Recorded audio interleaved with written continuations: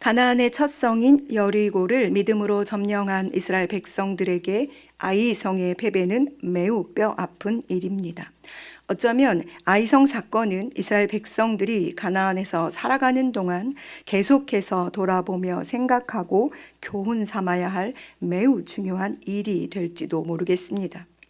그것은 하나님께서 한 사람의 순종하지 않음으로 인해 어떻게 공동체가 무너지는지를 보여주신 사건이기에 믿음의 공동체를 이룸에 있어 한 마음 한 뜻으로 믿음을 다하여 순종하며 달려가야 한다는 중요한 사실을 깨닫게 하는 사건이기 때문입니다.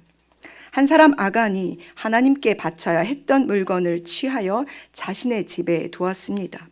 이 일이 아이성에서의 전투를 패한 원인입니다. 여리고성에 승리가 있던 바로 다음에 일어난 사건이기 때문에 그들은 더욱 충격을 받았을 것입니다. 하나님께서는 아간과 그가 취한 물건을 돌로 치고 불사른 후에 그 위에 돌무더기를 크게 쌓으라고 말씀하셨고, 이스라엘은 그렇게 함으로 죄의 누룩을 제거합니다. 그것이 오늘까지 있고 그 이름을 아골골짜기라고 불러집니다. 하나님을 향한 믿음으로 승리한 길갈의 돌무더기와 이곳 아골골짜기에 쌓인 돌무더기는 명확하게 다른 의미로 이스라엘 백성들에게 기억해야 할 장소가 되었습니다. 더욱이 리더인 여호수아에게 이 사건은 매우 뼈아픈 그리고 고통스러운 순간이었을 것입니다. 실패와 좌절과 두려움의 순간에 하나님께서 다시 여호수아를 찾아오십니다. 그리고 우리가 읽은 말씀 여호수아서 8장 1절의 말씀을 여호수아에게 들려주십니다. 두려워하지 말라, 놀라지 말라. 군사를 다 거느리고 일어나 아이로 올라가라. 보라, 내가 아이 왕과 그의 백성과 그의 성읍과 그의 땅을 다 내 손에 넘겨주었으니 너는 여리고와 그 왕에게 행한 것 같이 아이와 그 왕에게 행하되 오직 거기서 탈취할 물건과 가축은 스스로 가지라. 너는 아이성 뒤에 복병을 둘지니라 라고 말씀하십니다. 즉 처음 그에게 주신 하나님의 말씀을 다시 두려움과 좌절과 실패 가운데 있는 그에게 말씀하고 계십니다. 다시 일어나라, 다시 아이로 올라가라. 실패했던 바로 그 전쟁터로, 그리고 수많은 동료들을 잃었던 바로 그 장소로, 다시는 돌아보고 싶지 않았던 바로 그 성 아이로 하나님께서 지금 다시 여호수아에게 올라가라고 말씀하고 계십니다. 때로 우리는 다시 일어서야 할 때가 있습니다. 실패와 좌절로 무너진 다리를 다시 일으켜 세우고 두려움으로 굽어진 우리의 무릎에 힘을 주고 다시 일어서야 할 때 말입니다. 분명히 그때 하나님께서 오늘 여호수아에게 말씀하신 것처럼 우리에게도 두려워하지 말라, 놀라지 말라라고 말씀해 주실 것입니다. 그리고 오늘 여호수아에게 자세하게 어떻게 아이성을 점령해야 하는지에 대한 전술을 알려주십니다. 그것은 바로 복병입니다. 그리고 또다시 같은 말씀을 하십니다. 그 성읍을 취하거든 그것을 불살라 여호와의 말씀대로 행하라. 여호와의 말씀대로 행하라. 여호와의 말씀대로 행하라. 여기서 우리가 주목해 보아야 할 장면이 있습니다. 18절에 여호와께서 여호수아에게 이르시되 내 손에 잡은 단창을 들어 아이를 가리키라. 내가 이 성읍을 내 손에 넘겨주리라.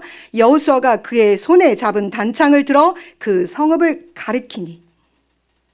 26절에 아이 주민들을 진멸하여 바치기까지 여호수아가 단창을 잡아 든 손을 거두지 아니하였고.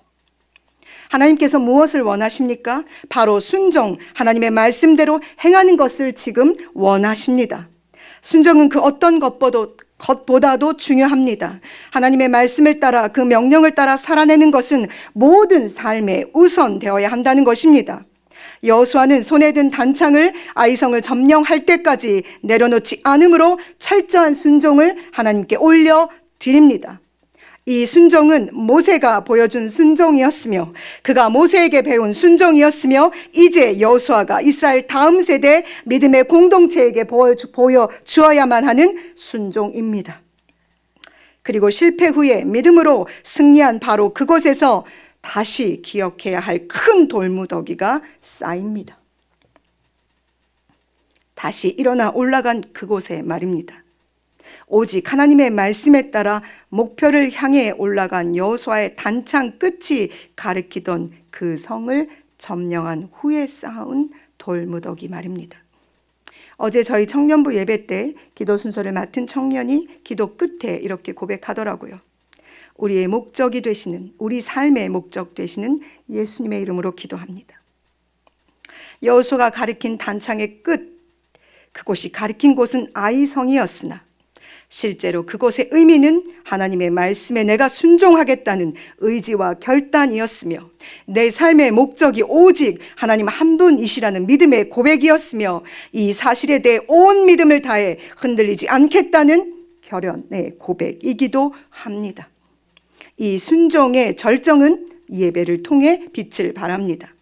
30절에 그때 여호수아가 이스라엘의 하나님 여호와를 위하여 에발 산에 한 제단을 쌓았으니, 바로 이곳에서 여호수아가 모세가 기록한 율법을 이스라엘 자손의 목전에서 그 돌에 다시 기록합니다. 그리고 축복과 저주의 율법의 모든 말씀을 낭독합니다. 그가 낭독하지 않은 말이 하나도 없다고 성경은 기록하고 있습니다. 사랑하는 여러분, 믿음을 다하여 걸어가는 우리의 신앙의 여정에서 우리는 반드시 기억해야만 합니다. 믿음으로 승리하는 순간들도, 믿음을 다하지 못해 패배하는 순간도 우리는 기억해내야만 합니다. 하나님께서 우리에게 이런 일들을 기억하라고 말씀하시는 것은 그 일이 우리로 하여금 교만하지 않고 자만하지 않으며 겸손하고 온유하게 두렵고 떨림으로 우리의 구원을 이루어가게 하시기 위한 아버지의 마음입니다. 그 모든 순간에도 아버지께서는 우리와 함께 하시며 우리의 삶의 목적이 되어 주실 것입니다. 예배 드림이 하나님의 말씀을, 저주와 축복의 말씀을 읽고 기억하는 일이, 그리고 나아가 그 말씀에 순종하는 삶을 통해서 하나님께서는 반드시 우리에게 승리를 허락해 주시기 때문입니다. 여러분과 저는 오늘도 여호수아처럼 우리 손에 든 단창을 들어 올려야만 합니다. 그리고 그 끝을 어디를 향해 가리켜야 하는지 분명히 오늘 말씀을 통해 우리에게 알려주셨습니다. 이 전쟁이 끝날 때까지 이 단창을 내려놓아서는 안 됩니다. 우리의 순종의 단창을 들음으로 인하여서 믿음이 이긴다는 사실을, 믿음만이 이긴다는 사실을 우리도 고백하고 우리 다음 세대, 우리를 바라보는 다른 이들에게 믿음이 이긴다, 주 예수를 믿는 믿음이 온 세상을 이긴다는 것을 보여주는 한 날이 되시기를 간절히 소망합니다. 기도하시겠습니다.